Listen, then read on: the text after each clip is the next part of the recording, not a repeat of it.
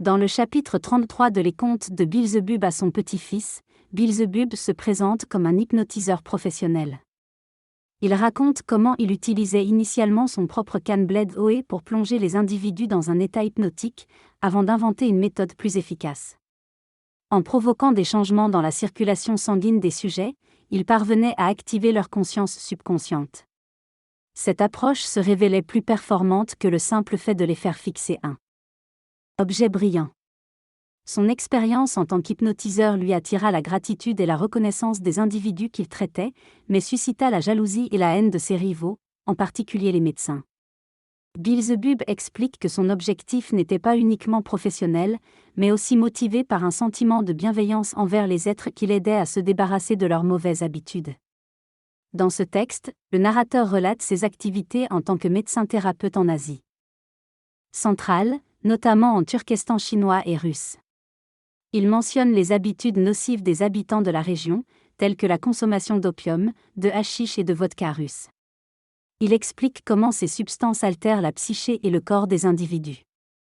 Ayant besoin de repos, il envisage de retourner sur sa planète d'origine, Mars, mais se sent contraint de rester sur Terre pour compléter son essence Word, sa mission personnelle.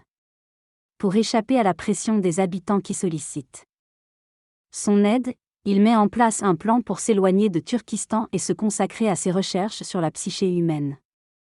Après de nombreux voyages, le narrateur décide de se rendre en Égypte, qui offrait à l'époque le meilleur endroit pour se reposer en raison de sa richesse matérielle. Installé au Caire, il constate que de nombreuses constructions anciennes ont été détruites, principalement lors de conflits et par des phénomènes naturels comme des tremblements de terre. Il se remémore un événement tragique impliquant des membres de la société savante Atlantis, nommée Achaldan, qui avait découvert comment manipuler les forces de l'univers à des fins scientifiques. Cette découverte a eu des conséquences inattendues et tragiques pour ces êtres.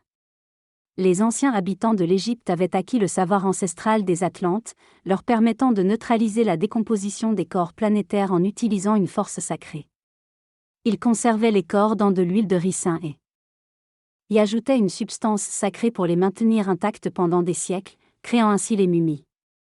Cependant, lors d'un conflit entre communautés, une momie de pharaon fut découverte et profanée par des individus sans respect pour leurs ancêtres, causant une grave erreur. Cette profanation souligne l'importance de maintenir l'équilibre des forces sacrées pour assurer la pérennité de toute présence planétaire.